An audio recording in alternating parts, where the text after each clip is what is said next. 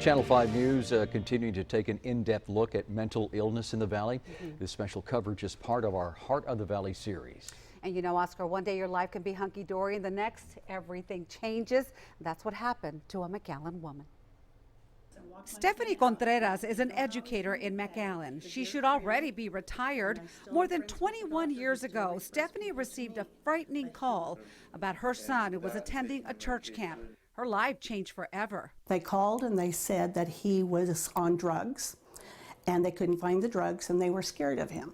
Turns out Ralph, who is now 37, was not on drugs. He was taken to a local hospital where the unthinkable happened. The doctor said go out and wait in the lobby. He has to go to the hospital. And two uniformed armed officers came in and called his name and said, stand up.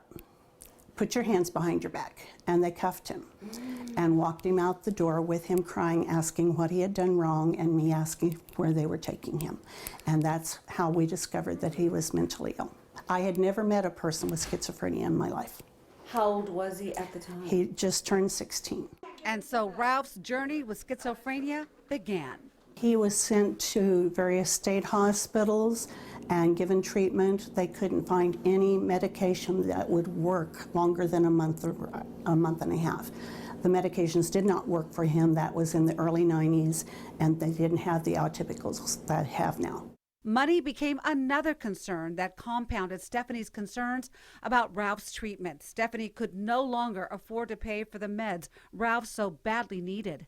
What hospital were they taking him to? How much would it cost? How many days would he be there? What in the world was I going to do? I didn't have enough money to feed us. How was I going to pay for a hospital bill? 21 years later, money is still hard to come by to keep up with Ralph's needs. So there's a tremendous cost, even though Medicaid helps so much. His medications can run over $3,000 a month. So it's something that I wouldn't be able to pay on a teacher's salary, and he certainly wouldn't be able to pay. Medicaid has helped, but last year something changed. Today there are so many more services, and Ralph is doing really good. Because of a Medicaid issue and lack of money on my part, he suffered a severe setback last year. His doctor, his psychiatric doctor of 10 years, closed down his private practice. He was accepting only private pay. That means out of your pocket pay.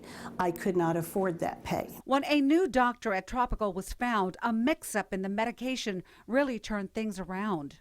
Gave him the medication he wanted, but it cost me a huge amount of money. It cost me $150 a day, up to $300 a day when I go over my days at school. So I made a bad choice. I let him go to the new doctor by himself in late September of last year, and he went in prepped and ready to tell the doctor why he needed his particular medication. The doctor gave it to him. He was thrilled. I was thrilled. Within 2 weeks, he had deteriorated. Ralph had failed to tell the doctor he was on 4 other medications. The mixture caused him to lose the balance his psychiatric medication created. Stephanie says it was a communication error. And it was heartbreaking because I didn't have the money to pay a private doctor. Stephanie says things are now back on track.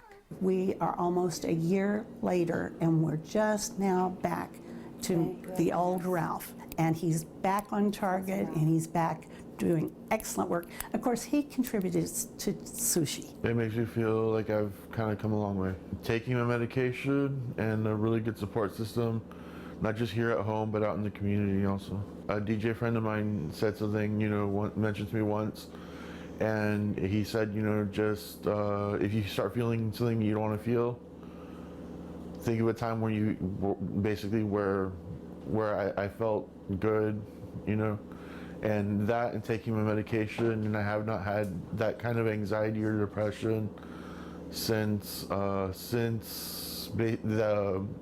about that year. Ralph has a very high IQ. He's got 2 associate degrees and loves architecture and graphic arts. I've always been, drawing and stuff, painting, Yes. music also. Oh. and some writing here and there. We've had him since he was tiny. Yeah. Since he was a kitten. We found him at Stripes, so we named him Stripes because he also has stripes. Mom says while things are better, keeping up with paying for the meds is always a challenge. There's still a lot of income that goes to Ralph, not because he wants it to be that way. He's brilliant, but he can't find a job, even though he has 2 associate's degrees, and we are still working on him getting a job. Finding work, paying for medication, and maintaining day-to-day are just a few of the challenges people with a mental health issue like Ralph and those who care for them face every day. Leti Garza, Channel 5 News, McAllen.